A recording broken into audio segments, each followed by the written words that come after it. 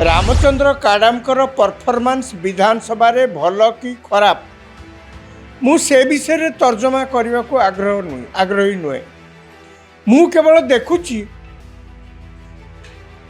ए जो 6 जन लोक जाइछन्ति विधायक जाइछन्ति दिल्ली एक रे मल्लिकार्जुन खड़गे राहुल गांधी एवं दलर अन्यान्य नेतांकर कौन एते समय अच्छी यही कथा बुझा हाँ जदि सी पीसीसी सभापति भक्तचरण दास को बाबद में अभियोग करने को जाता हाँ कथाटा टी बुझे था कि से जाइछन्ति विधानसभा रे कांग्रेस मात्र 14 जन विधायक निर्वाचित होते 14 जन एवं नहांती कहीं कांग्रेस दल से 2 जन को राज्यसभा निर्वाचन पर दलरू सस्पेंड कर दी। आज्ञा गोष्ठी कंदल कांग्रेस गोटे पुराना अभ्यास ये कहवा गले ये कांग्रेस दलर चिराचरित ढंगरे यही प्रकार कार्य चले कांग्रेस दलर यहाँ गोटे परंपरा।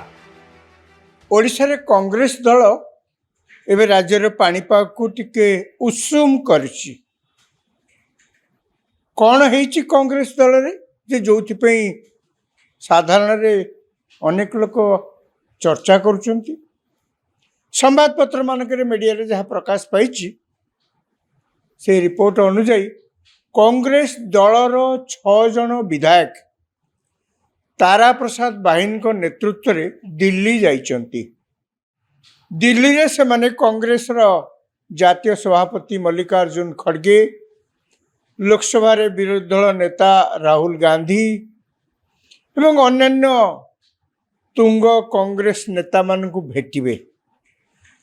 दिल्ली जिबा एवं कांग्रेस दलर बड़ बड़ नेता को सेठी भेटिबा ये हुए तो उषुम पाई खोराक जोगई न पारे जहाँ प्रकृति रे उषुम करैछि परिस्थिति टाको ताहला जे जहाँ मीडिया रे बाहर प्रकाश पाई जे एमाने जेतेबेले भेटिबे राहुल गांधी को मल्लिकार्जुन खड़गे एवं अन्यान्य मान को एमाने सेठी अभियोग करिवे जे विधानसभा रे रामचंद्र काडाम जी अछंती तांको दलर नेता तांकू तांको सही पदवी हटा जाऊ।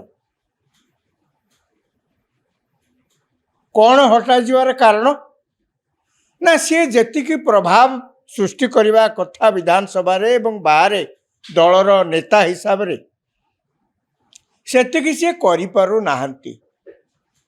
खाली सेतिकी नुहे शासक बीजेपी दल उपरे जेतिकी तीव्र आक्रमण दलर नेता हिसाब रे से विधानसभा रे भी करवा कथा ता भी कड़े कर तेणु तांको पदवी तांको हटई दिया जाऊ। आज्ञा रामचंद्र काडामकर परफॉर्मेंस विधानसभा रे भल कि खराब मुझे विषय तर्जमा करने को आग्रही नुहे। मु केवल देखुची ए जो 6 जन लोक जाइछन्ति विधायक जाइछन्ति दिल्ली एक रे मल्लिकार्जुन खड़गे राहुल गांधी एवं दलर अन्यान्य नेतांकर कौन एते समय अच्छी यही कथा बुझा हाँ जदि सी पीसीसी सभापति भक्तचरण दास को बाबद में अभियोग करने को जाता हाँ कथाटा टी बुझे था कि से जाइछन्ति विधानसभा रे कांग्रेस मात्र 14 जन विधायक निर्वाचित होते 14 जन एवं नहांती कहीं कांग्रेस दल से 2 जन को राज्यसभा निर्वाचन पर दलरू सस्पेंड कर दी। सोफिया फिरदोस कटक एवं रमेश चंद्र जेना गंजाम आउ रहे 12 जन 12 जन रु 6 जन यही 12 जनिया दलर जे नेता रामचंद्र काडाम तांको ये 12 जनिया दल भितर 6 जन तांको विरुद्ध रे जाई कंप्लेन कौटी ना हाईकमांड को निकट रे। आज्ञा गोष्ठी कंदल कांग्रेस गोटे पुराना अभ्यास ये कहवा गले ये कांग्रेस दलर चिराचरित ढंगरे यही प्रकार कार्य चले कांग्रेस दलर यहाँ गोटे परंपरा। भक्त दास बर्तमान पीसीसी सभापति किछि लोक बाहर ତାଙ୍କ ବିରୁଦ୍ଧରେ, ନିରଞ୍ଜନ ପଟ୍ଟନାୟକ ସଭାପତି ଥିଲେ ତାଙ୍କ ବିରୁଦ୍ଧରେ, ଶରଦ ପଟ୍ଟନାୟକ ଦଳର ସଭାପତି ଥିଲେ ତାଙ୍କ ବିରୁଦ୍ଧରେ। ମାନେ ପରିସ୍ଥିତି ଏମିତି ଯେ କେହି ଜଣେ କଂଗ୍ରେସର ସଭାପତି ଯଦି ଓଡ଼ିଶାରେ ନିଯୁକ୍ତି ହୁଅନ୍ତି ତା ପରଦିନ ବା ଅନ୍ତତଃ ସିଏ ନିଜେ ଜାଣି ରଖିବା ଉଚିତ ଯେ କିଛି ଲୋକ ଦିଲ୍ଲୀ କି ତା ପରଦିନ ଯିବା ପାଇଁ ଟିକେଟ କରି ସାରିଲେଣି। ମାନେ ଏଠି ଯଦି ସଭାପତି ଘୋଷଣା ହେଲା ଦିଲ୍ଲୀରେ, ସାଙ୍ଗେ ସାଙ୍ଗେ କିଛି ଲୋକ ଦିଲ୍ଲୀ ଯିବା ପାଇଁ ଟିକଟ କାଟିକିରି ବସିଗଲେ। ଇଏ ଖାଲି ଆସିକିରି କଂଗ୍ରେସ ଭବନରେ ଚେୟାରରେ ବସିବା ମାତ୍ରେ ଏ ବାବୁମାନେ ଧାଇଁଲେ ଦିଲ୍ଲୀ। କୁଆଡ଼େ ନା ତାଙ୍କର ଏମିତି କରିଦେଲେ, ସେ ସେମିତି କରିଦେଲେ, ସେ ଶାସକ ଦଳ ସପକ୍ଷରେ ଏମିତି କରିଦେଉଛନ୍ତି, କିଛି ନା କିଛି ଯୋଡ଼ି ସିଏ ଗୋଟେ ଅଭିଯୋଗ କରିଛନ୍ତି। ଅଭିଯୋଗ କରିବା ଆମ ନେତାଙ୍କର ଗୋଟେ ପୁରୁଣା ଅଭ୍ୟାସ ଏବଂ କଂଗ୍ରେସ ଦଳରେ ସେଇଟା ବହୁ ଗୁଣରେ କହିବାକୁ ଗଲେ ପ୍ରମାଣିତ, ଆଖିରେ ଜଳ ଜଳ ହିଁ ଦିଶୁଛି। ତେଣୁ ୟା ଭିତରେ ଯେ ଭକ୍ତଚରଣ ଦାସଙ୍କ ବିରୁଦ୍ଧରେ ଯାଇକରି କଂଗ୍ରେସର ଲୋକମାନେ ସେଠି ଅଭିଯୋଗ ନ କରିଛନ୍ତି ତା ନୁହେଁ, ସେଇ ଅଭିଯୋଗ କରିକି ତ ମହମ୍ମଦ ମୁକିମ ଦଳରୁ ବିଦାୟ ହେଇଗଲେ ନା, ଅଭିଯୋଗ ତ କରିଛନ୍ତି ନା। ଅଭିଯୋଗର ଆଉ ଗୋଟେ କାରଣ ହେଉଛି କଂଗ୍ରେସ ଦଳ କୋଉଠୁ ଆଣିବ ଲୋକ ଯେ ତାଙ୍କର ସଭାପତି କରିବ କି ବିଧାନସଭାରେ ନେତା କରିବ। ଆଉ ଲୋକ ସମୁଦାୟ ତ ଲୋକ ଏତିକି, ଦଳରେ ବିଧାନସଭାରେ ସମୁଦାୟ ସଦସ୍ୟ ସଂଖ୍ୟା ମାତ୍ର 14। ତା ଭିତରୁ ଆପଣ କହୁଛନ୍ତି ରାମଚନ୍ଦ୍ର କାଡ଼ାମକୁ ନକରି ଆଉ କାହାକୁ କରିବେ। ସେ ଲୋକଟି କିଏ? ସେ ଲୋକଟି ଯଦି ଆଙ୍କଠୁ ସବୁଠୁ ଭଲ, କିଏ ସେ ଲୋକ? ଏମିତି କ'ଣ କିଛି ଗୋଟେ କେଉଁଠି ଷ୍ଟାମ୍ପ ବାଡ଼ିଆ ହେଇଛି? ସେମିତି କଂଗ୍ରେସ ଦଳ ବିଧାନସଭା ବାଦ ମଧ୍ୟ ରାଜ୍ୟରେ ଯେଉଁ କଂଗ୍ରେସ ଦଳ ଏତେ ବଡ଼ ଦଳ ହେଇକି ଯେଉଁ ଅଛି, ଯେତିକି ବି ଆଜିକା ଦିନରେ ତାଙ୍କର ରେଲେଭାନ୍ସ ଥାଉ ନା କାହିଁକି, ଆପଣ ଯଦି ଜଣେ ଯଦି କହିବେ ଯେ ଭକ୍ତଚରଣ ଦାସକୁ କାହିଁକି ବି ସଭାପତି କରାଗଲା, ଆଉ କାହାକୁ କରାଯିବ କହୁନାହାନ୍ତି?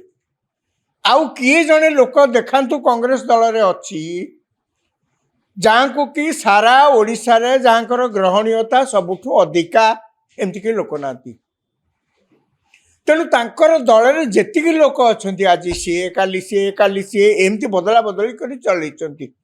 କଂଗ୍ରେସ ଦଳ କେବେ ବର୍ଷ ବର୍ଷ ଧରିକିରି ଏ ଦଳରେ ନୂଆ ଲୋକ ଆସିବେ, ନୂଆ ଆଇଡ଼ିଆଜ ଆସିବ, ଯୁବକ ଲୋକ ଆସିବେ, ତାଙ୍କ ଭିତରେ ଗୋଟେ ଉଦ୍ଦୀପନା ଥିବ କାମ କରିବା ପାଇଁ, ଗୋଟେ ଜୋଶ ଥିବ, ସରକାରଙ୍କୁ କଡ଼ା ଭାବରେ ସେମାନେ ମୁକାବିଲା କରିପାରୁଥିବେ। ମୁକାବିଲା ମାନେ ନୁହେଁ ଠେଙ୍ଗା ବାଡ଼ି ଧରି ପିଟିବା, ସରକାରଙ୍କ ସହିତ ବଡ଼ ମୁକାବିଲା କରୁଥିବେ।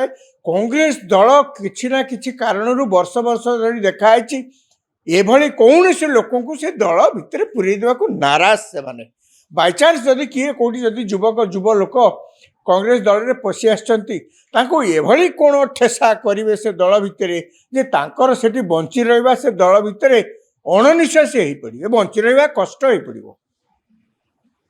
ଏବେ ରାମଚନ୍ଦ୍ର କାଡ଼ାମ ଖରାପ ହେଇଗଲେ।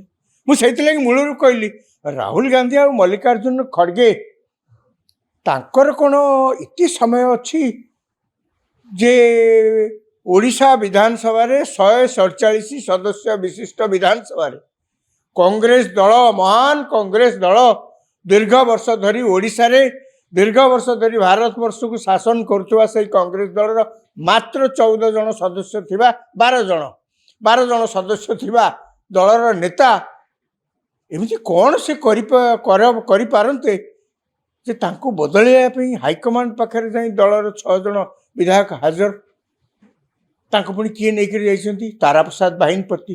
କୌଣସି ନା କୌଣସି କାରଣରୁ ତାରାପ୍ରସାଦ ବାହିନୀପତି ତାଙ୍କର ବହୁତ ଇଚ୍ଛା ପିସିସି ପ୍ରେସିଡେଣ୍ଟ ହେବା ପାଇଁ, ଦଳ ତ ତାଙ୍କୁ କରୁନି। ତାଙ୍କର ବି ଇଚ୍ଛା ଯାହା ବହୁତ ସମୟରେ ଚର୍ଚ୍ଚା ହୁଏ, ଅନ୍ତତଃ ରାଜ୍ୟ ଏ କ'ଣ ବିଧାନସଭାରେ ତାଙ୍କ ଦଳର ଯେତିକି ବି ଲୋକ ଅଛନ୍ତି ତାଙ୍କରି ନେତା ଅନ୍ତତଃ ତାଙ୍କୁ କରନ୍ତେ, ସେତିକି ବି ତାଙ୍କ ଦଳ ତାଙ୍କୁ ପସନ୍ଦ କରି କରୁନି। ଆଉ କରୁନି ତ ସେଥିରେ ଆଉ ସିଏ ବି ଯାଇଛନ୍ତି ଦଳର ନେତୃତ୍ୱ ନେଇକରି, ସିଏ ବି ଗଲେ କେମିତି?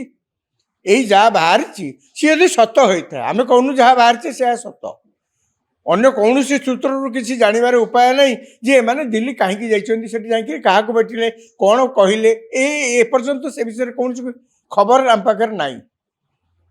ଯେତିକି ଯାହା ଖବର ସାଧାରଣ ପ୍ରକାଶ ପାଉଛି ତାକୁ ହିଁ ଭିତ୍ତି କରି ଯାହା ତଥ୍ୟ ଆପଣଙ୍କ ଆଗରେ ରଖିବା କଥା। ମାନେ ମୁଁ ତ ଆଶ୍ଚର୍ଯ୍ୟ ହେଉଛି, ତାରାପ୍ରସାଦ ବାହିନୀପତି ଯଦି ବା ଯାଇଥାନ୍ତି ରାମଚନ୍ଦ୍ର କାଡ଼ାମଙ୍କ ବିରୁଦ୍ଧରେ ସେଠି ଅଭିଯୋଗ କରିବା ପାଇଁ ତାକୁ କ'ଣ ସମୟ ମିଳିଲା ଏଇସବୁ କାମ କରିବା ପାଇଁ ଏତେ?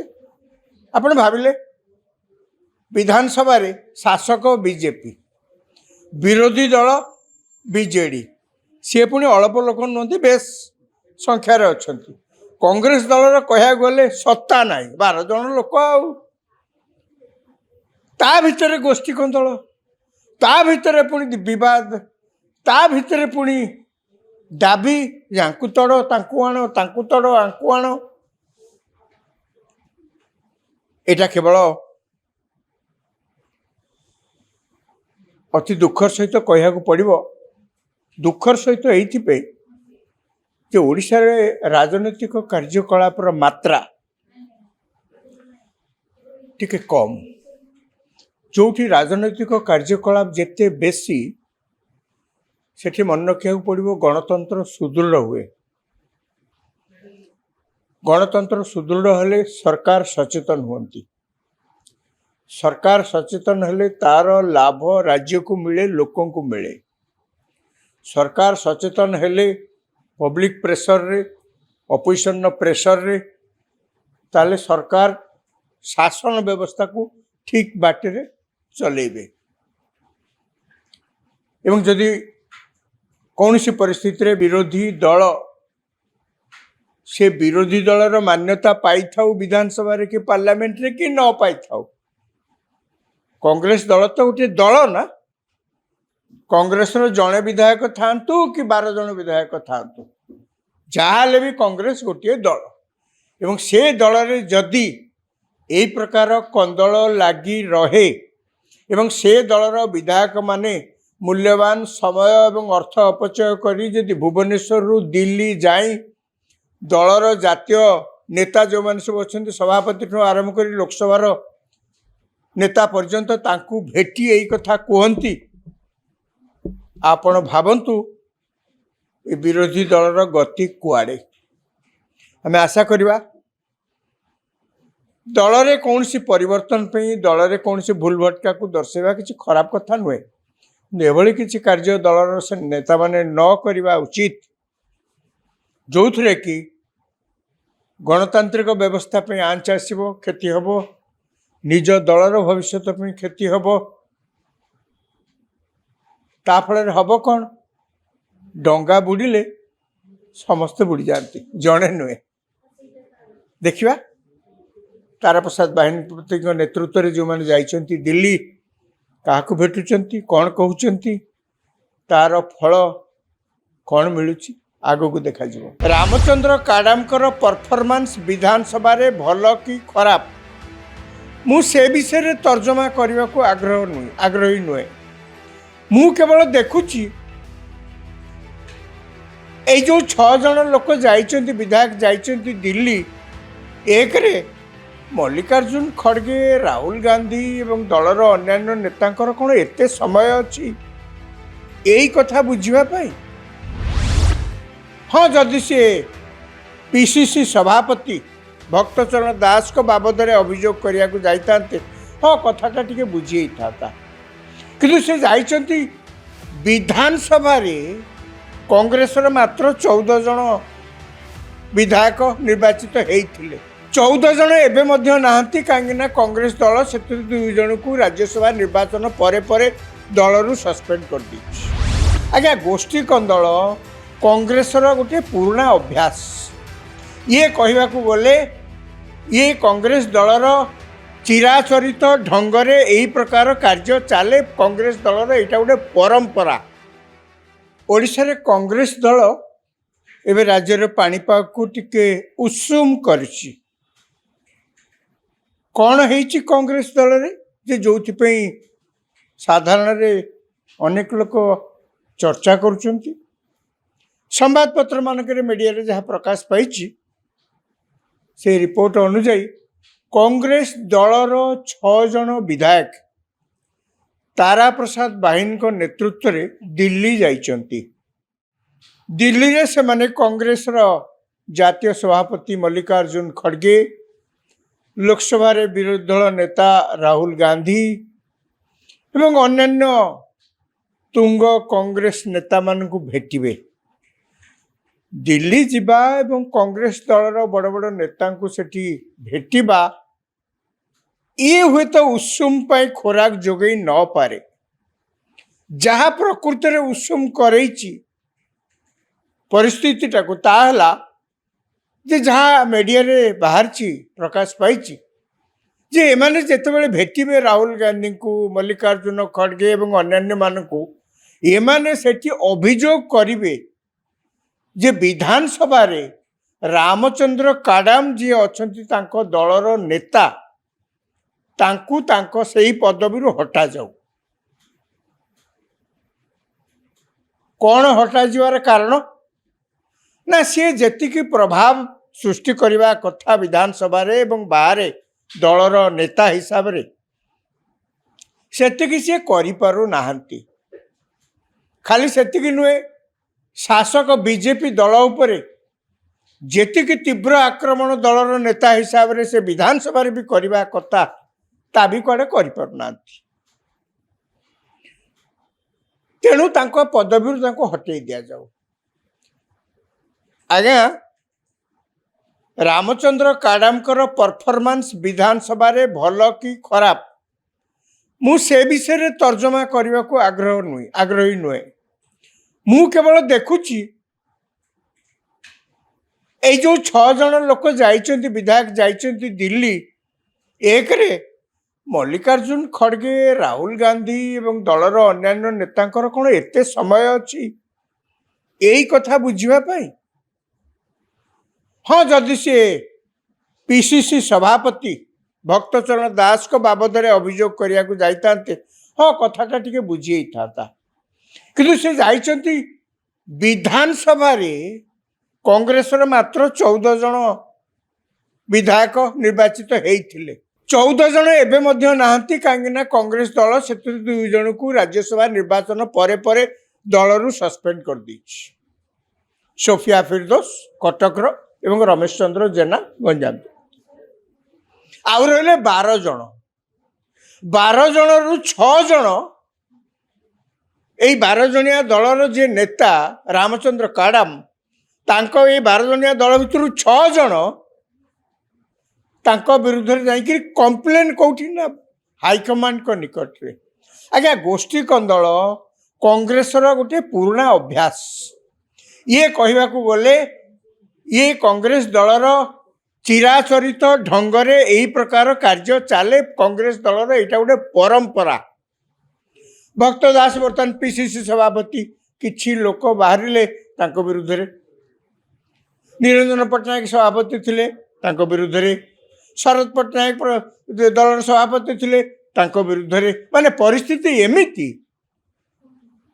ଯେ କେହି ଜଣେ କଂଗ୍ରେସର ସଭାପତି ଯଦି ଓଡ଼ିଶାରେ ନିଯୁକ୍ତି ହୁଅନ୍ତି, ତା ପରଦିନ ବା ଅନ୍ତତଃ ସିଏ ନିଜେ ଜାଣି ରଖିବା ଉଚିତ ଯେ କିଛି ଲୋକ ଦିଲ୍ଲୀ କି ତା ପରଦିନ ଯିବା ପାଇଁ ଟିକେଟ କରିସାରିଲେଣି। ମାନେ ଏଠି ଯଦି ସଭାପତି ଘୋଷଣା ହେଲା ଦିଲ୍ଲୀରେ, ସାଙ୍ଗେ ସାଙ୍ଗେ କିଛି ଲୋକ ଦିଲ୍ଲୀ ଯିବା ପାଇଁ ଟିକଟ କାଟିକିରି ବସିଗଲେ। ଇଏ ଖାଲି ଆସିକିରି କଂଗ୍ରେସ ଭବନରେ ଚେୟାରରେ ବସିବା ମାତ୍ରେ ଏ ବାବୁମାନେ ଧାଇଁଲେ ଦିଲ୍ଲୀ।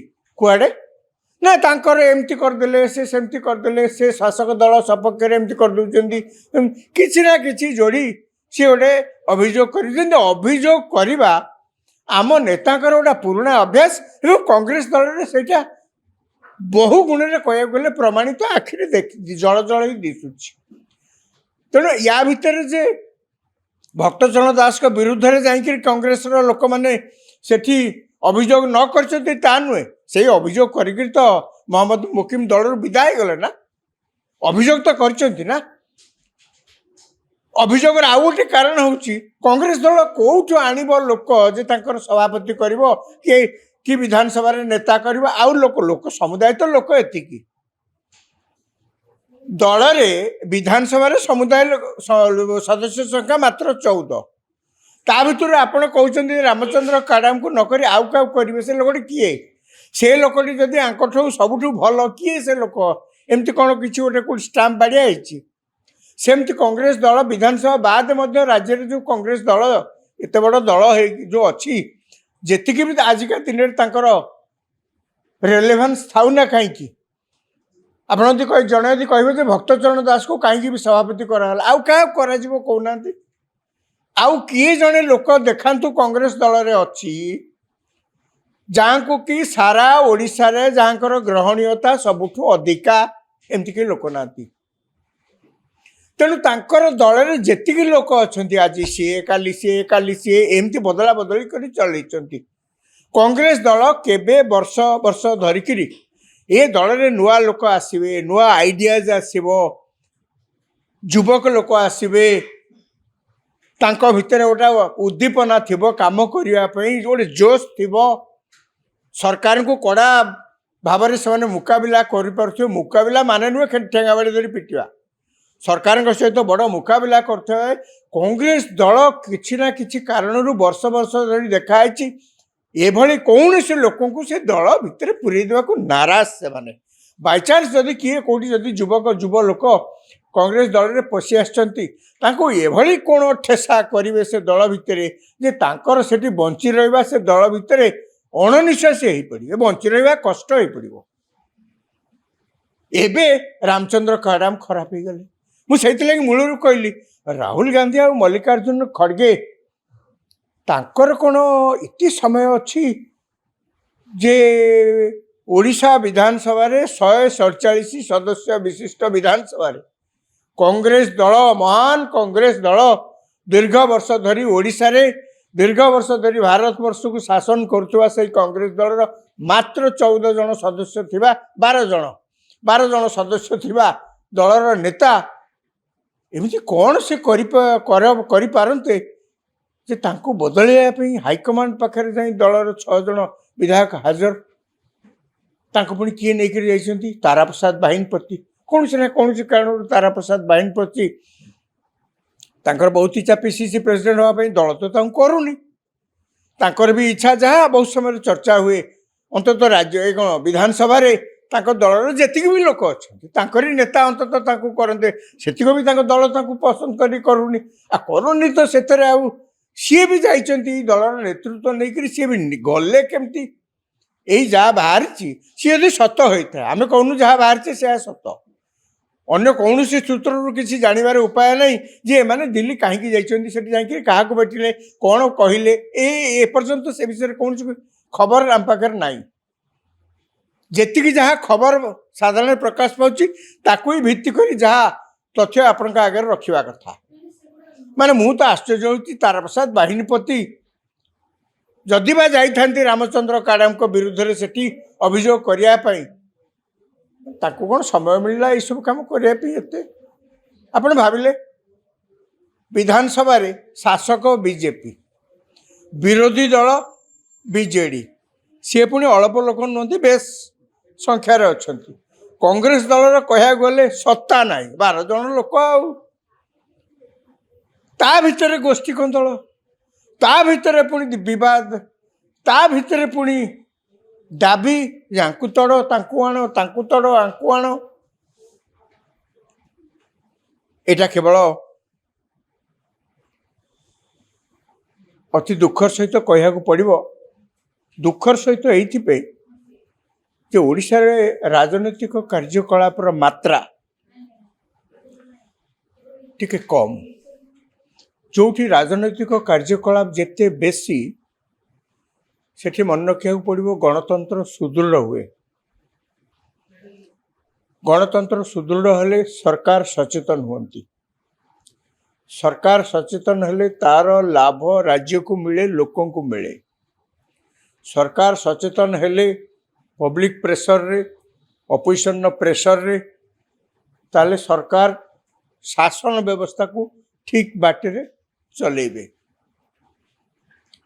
एवं जदि कौन सी परिस्थिति रे विरोधी दल से विरोधी दलर मान्यता पाई थाउ विधानसभा रे कि पार्लियामेंट रे कि न पाई थाउ कांग्रेस दल तो गोटे दल ना कांग्रेस जड़े विधायक थांतु कि 12 जन विधायक थांतु जहाँ भी कांग्रेस गोटे दल एवं से दल रे जदि यही प्रकार कंदल लगी रहे एवं से दलर विधायक माने मूल्यवान समय एवं अर्थ अपचय करी जदि भुवनेश्वर रु दिल्ली जाई दलर जातीय नेता जो मैंने सब अच्छा सभापति आरंभ कर लोकसभार नेता पर्यंत तांकू भेटी यही कथा कहती आपण भावतु ए विरोधी दलर गति कुआड़े आम आशा करवा दल कौन सी परिवर्तन पे दल कौन सी भूल भटका को दर्शाइबा किसी खराब कथा नुहे एभली किसी कार्य दलर से नेता माने न करवा उचित जो थे कि गणतांत्रिक व्यवस्था पे आंच आसब क्षति हम निज दलर भविष्य क्षति हम ताफल हम कौन डंगा बुड़िले समस्ते बुड़ी जाती जड़े नुहे देखा तारा प्रसाद बाहिनी नेतृत्व में जो मैंने जाइछंती दिल्ली क्या भेटुंट कौन कहते तार फल कौन मिलूँ आग को देखा